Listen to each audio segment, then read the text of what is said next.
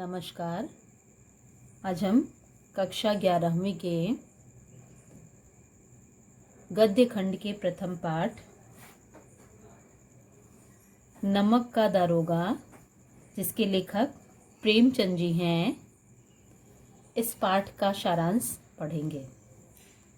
प्रेमचंद जी के अनुसार साहित्य वह जादू की लकड़ी है जो पशुओं में, ईंट पत्थरों में, पेड़ पौधे में भी विश्व की आत्मा का दर्शन करा देती है। और वास्तव में इनके द्वारा लिखित जो भी कहानी, उपन्यास या नाटक हैं, उन सब में विश्व की आत्मा का दर्शन स्पष्ट रूप से हो जाता है।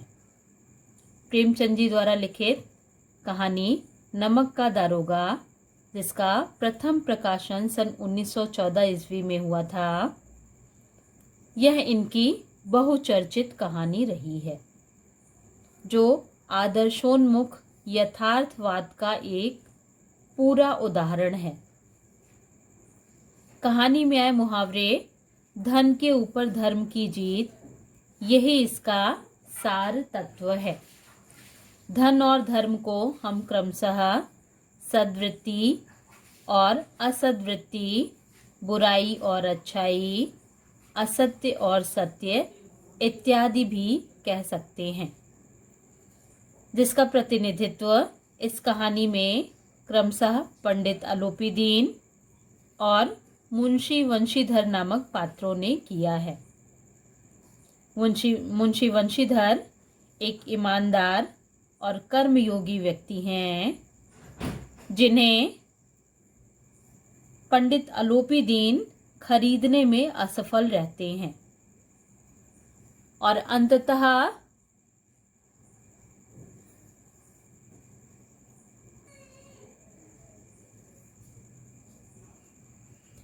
ईमानदार कर्मयोगी मुंशी वंशीधर को खरीदने में असफल होने के बाद पंडित अलोपीदीन अपने धन की महिमा का उपयोग कर उन्हें नौकरी से मुअत्तल करा देते हैं, लेकिन अंतः सत्य के आगे उनका सिर झुक जाता है और वे मुंशी वंशीधर को अपनी संपूर्ण जायदाद का स्थायी मैनेजर नियुक्त कर देते हैं। अब आइए हम इस पाठ के सारांश की ओर चलते हैं। नमक का विभाग बनने के बाद लोग नमक का व्यापार चोरी छिपे करने लगे। इस काले व्यापार से भ्रष्टाचार बढ़ा, अधिकारियों के पौ 12 थे, लोग दारोगा के पद के लिए लालायित थे और इसी समय मुंशी वंशीधर भी रोजगार को प्रमुख मानकर इसे खोजने निकल पड़े। मुंशी वंशीधर के पिता एक अनुभवी व्यक्ति थे, इसलिए उन्होंने घर की दुर्दशा तथा अपनी वृद्धावस्था का हवाला देकर वंशीधर से नौकरी में पद की ओर ध्यान न देने की बात कही। उनके अनुसार ऊपरी आय वाली नौकरी को चुनने के लिए उन्होंने मुंशी वंशीधर से कहा, वे कहते हैं कि मासिक वेतन तो पूर्णमासी का चांद है, जो एक दिन दिखाई देता है और घटते घटते लुप्त हो जाता है। ऊपरी आय बहता हुआ स्रोत है, जिससे सदैव प्यास बुझती है। आवश्यकता व अवसर देखकर विवेक से काम करो। वंशीधर ने पिता की बातें ध्यान से सुनी और चल दिए। धैर्य, बुद्धि, आत्मावलंबन व भाग्य के कारण नमक विभाग के दारोगा पद पर मुंशी वंशीधर प्रतिष्ठित हो गए। परिणामतः घर में खुशी का वातावरण आ गया। सर्दी के मौसम की रात में नमक के सिपाही नशे में मस्त थे। वंशीधर ने 6 महीने में ही अपनी कार्यकुशलता व उत्तम आचरण से अफसरों का विश्वास जीत लिया था। यमुना नदी पर बने नावों के पुल से गाड़ियों की आवाज़ सुनकर वे उठ गए। उन्हें गोलमाल की कुछ आशंका थी। जाकर उन्होंने देखा तो गाड़ियों की लंबी कतार दिखाई दी। पूछने पर पता चला कि ये पंडित आलोपी दीन की गाड़ियां हैं, जो इस इलाके के प्रसिद्ध जमींदार थे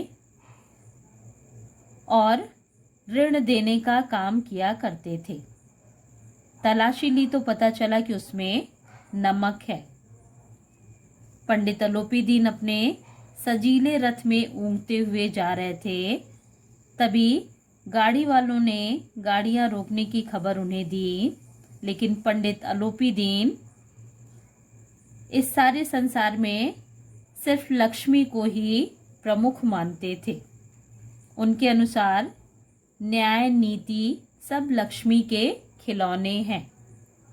उसी घमंड में निश्चिंत होकर दरोगा के पास पहुंचे। उन्होंने कहा कि मेरी सरकार तो आप ही हैं। आपने व्यर्थ ही कष्ट उठाया। मैं सेवा में स्वयं ही आ रहा था। वंशीधर पर ईमानदारी का नशा था। उन्होंने कहा कि हम अपना ईमान नहीं बेचते। आपको हमें गिरफ्तार करना है। यह आदेश सुनकर पंडित आलोपी दीन हैरान रह गए। यह उनके जीवन की पहली घटना थी। बदलू सिंह उसका हाथ पकड़ने से घबरा गया। फिर आलोपी दीन ने सोचा कि यह नया लड़का है, इसलिए दीन भाव से बोले, आप ऐसा न करें, हमारी इज्जत मिट्टी में मिल जाएगी। लेकिन वंशीधर ने साफ मना कर दिया। आलोपी दीन ने 40,000 तक की रिश्वत देनी चाहिए, परंतु वंशीधर ने उनकी एक न सुनी। धर्म ने धन को पैरों तले कुचल डाला। सुबह तक हर जबान पर यही किस्सा था। पंडित के व्यवहार की चारों तरफ निंदा हो रही थी। भ्रष्ट व्यक्ति भी उनकी निंदा कर रहे थे। अगले दिन अदालत में भीड़ थी। अदालत में सभी पंडित आलोपी दीन के माल के गुलाम थे। वे उनके पकड़े जाने पर हैरान थे, इसलिए नहीं कि आलोपी दीन ने क्यों यह कर्म किया, बल्कि इसलिए हैरान थे कि वह कानून के पंजे में कैसे आए। इस आक्रमण को रोकने के लिए वकीलों की फौज तैयार की गई। न्याय के मैदान में धर्म और धन के बीच युद्ध ठन गया। वंशीधर के पास सत्य था और जो गवाह थे वो भी लोभ से डावाडोल थे। मुंशी जी को न्याय में पक्षपात होता दिख रहा था। यहाँ के कर्मचारी पक्षपात करने पर तुले हुए थे, इसलिए मुकदमा शीघ्र ही समाप्त हो गया। डिप्टी मजिस्ट्रेट ने लिखा, पंडित आलोपी दीन के विरुद्ध प्रमाण आधारहीन हैं। वे ऐसा कार्य नहीं कर सकेंगे। दरोगा का दोष अधिक नहीं है, परंतु एक भले आदमी को दिए कष्ट के कारण उन्हें भविष्य में ऐसा न करने की चेतावनी दी जाती है। इस फैसले से सबकी बाँछें खिल गईं। खूब पैसा लुटाया गया, जिसने अदालत की नींव तक हिला दी। वंशीधर बाहर निकले तो चारों तरफ से व्यंग्य बाणों की वर्षा होने लगी। उन्हें न्याय, विद्वता, उपाधियां आदि सभी निरर्थक लगने लगे। वंशीधर की बर्खास्तगी का पत्र 1 सप्ताह में ही आ गया। उन्हें कर्तव्य परायणता का दंड मिला था। दुखी मन से वे चले। उनके पिता खूब बड़बड़ाए, यह अधिक ईमानदार बनता है, जी चाहता है कि तुम्हारा और अपना सिर फोड़ लूं। उन्हें अनेक कठोर बातें कही। माँ की तीर्थ यात्रा की आशा मिट्टी में मिल गई। यहाँ तक कि पत्नी ने भी कई दिन तक सीधे मुंह बात नहीं किया। यानी मुंशी वंशीधर को अपनी ईमानदारी और कर्तव्य परायणता का यह दंड मिला। एक सप्ताह के बाद अलोपीदीन सजे रथ में बैठकर मुंशी के घर पहुंचे।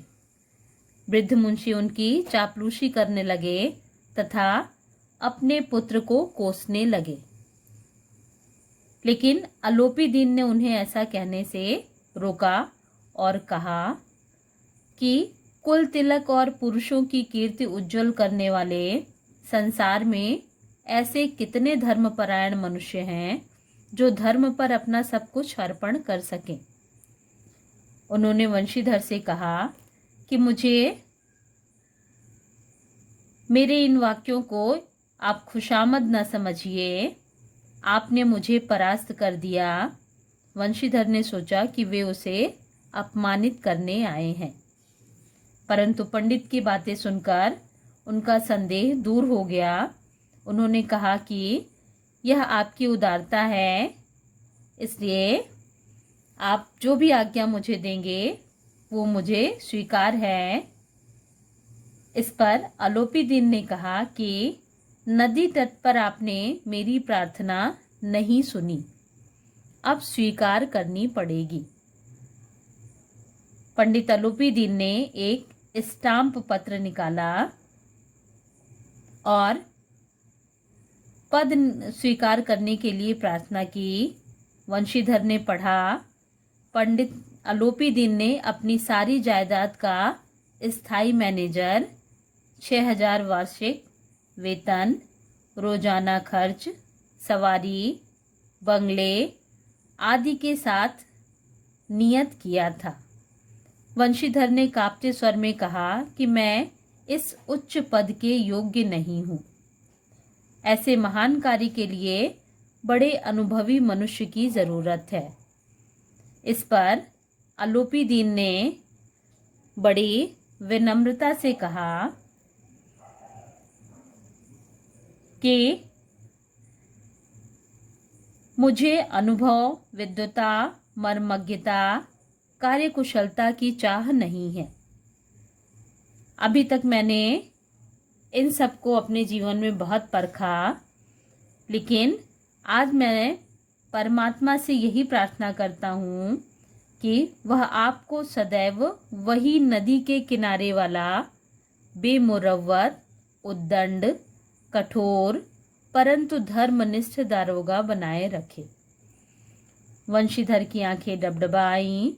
उन्होंने कांपते हुए हाथ से मैनेजरी के पद को स्वीकार किया और उस कागज पर उन्होंने हस्ताक्षर कर दिए और अलोपीदीन ने उन्हें गले लगा लिया। इस प्रकार से सत्य की असत्य पर जीत के रूप में प्रेमचंद जी ने इस कहानी को इसका सुखांत कर दिया।